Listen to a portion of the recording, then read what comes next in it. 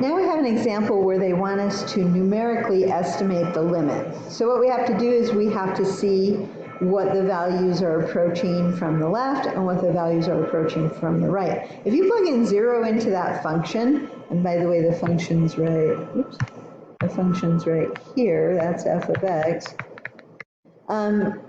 you can't plug in 0, it's undefined, right? Because you'd be dividing by 0. Okay, so we're going to make a table of values. So there's a couple things I want to show you on this problem. One is how to use your calculator to do that. So I'm going to make a table of values, and I'm wanting numbers that are going to get closer and closer to 0. Oops, I said 0, so I went and wrote a 0. Okay, try again. All right, and we're not going to start with like 5 or 2 or anything like that. We're going to be fairly close to 0, so it doesn't take us forever to kind of see what's happening when we get really close to 0. So from the negative side, so if you were thinking of a picture, you know, here you are at 0 right here, and you're approaching this way. So I'm going to plug in like negative 0.1, okay? And then I'm going to plug in negative 0.01. And then I'm going to plug in negative 0.001. Now I can put 0 as, you know, I'm getting closer and closer to 0 from the left, but this is going to be undefined. Okay, and then I'm going to come, well, let's just do the left first. Okay, so I have to put this in my calculator. So I'm evaluating the function at first at negative 0.1. And here's how it's going to go in the calculator. So I'm going to switch to green. So I'm going to open up a parenthesis, 5, sine. Now my calculator automatically puts a parenthesis there. Yours might also, or it might not, depends on what kind of calculator you have.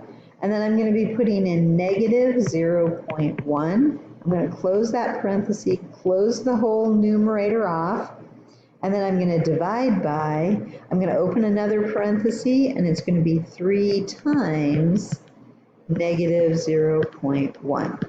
So I'm going to go ahead and put this in my calculator. You can't see me doing it on the video, but it'll give you a chance to do it as well.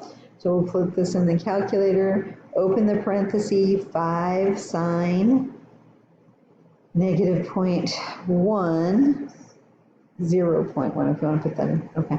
Close it off, divided by, open a parenthesis, 3 times negative 0.1, close that off, and I am getting 1.66389. I'll just put 5 decimal places here, okay?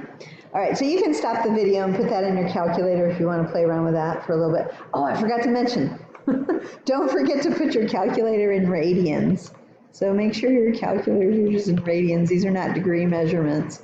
So don't forget that. The first time I did it, I forgot, and then I was like, why aren't these numbers coming up? Anyway, because I didn't have my calculator in radians, but you aren't plugging in degree measurements here. You're plugging in X values that are just numbers, okay? So make sure you're in radians. Sorry about that. Okay, I'm not gonna do the rest, like take the time on the video to do it, but you can stop the video and plug these in. I'll give you the answers. You're gonna get 1.66663, and it keeps going. And then here you get 1.66666, and it keeps going, and then I kind of stopped at that point. Okay, so that's approaching from the left. Now we're going to go and we're going to approach from the right. So we want to start with something that's fairly close to, well, I'm going to approach the same way. So I'm going to put 0.1 down here. And again, you just plug it in the calculator. There's the keystrokes are right here. You know, you just keep changing the value that you're putting in for X. So spend some time with that. And my numbers that I'm getting are, I get 1.66389. And then I put in 0.01. Now these are positive, right? Because we're going from the right-hand side of 0. So we're approaching from the positive, and I get 1.663 and a bunch of numbers. and then I put in 0.0001, and I got 1.666666, and it kept going. Okay, so that was my table of values. It takes a little while to do that, but it's worth it to spend some time using your calculator and coming up with these values, especially if you're taking physics and calculus, same thing. Sometimes we have to do this, not all the time, but sometimes we have to be able to plug these things in and get approximations. Oh, I forgot the little dots right here. Okay, there they are. Now, you can look at your table of values and you see as you approach from the left, you're getting closer and closer to that 1.666666, and as you're approaching from the right, the same thing's happening. You're getting you're getting closer and closer to 1.666. Okay, now the book though, they don't have an answer of 1.66666 as the limit. You can see that you're approaching the same value from the left-hand side as the right-hand side. So there is a limit here. You might want to put, okay, the limit is 1.66666 repeating, but we don't really like that in in the world of math, and so we want an exact value here. We want to not just show it as a repeated decimal, but rather as a fraction. So I'm going to take the time to show you how to change that, because I don't know that you would just know how to do it. So, oops, I don't know why that's there. Let me just delete this. Sorry about that. Okay, so we have the number. I'm going to show you algebraically. There's other ways to do it, but I'm going to show you algebraically how to do it. So we have this number 1.666 and 6, and it's repeating like that. But we want to change it to its equivalent fraction. And so what we're going to do is we're going to say 1.66666 equals x.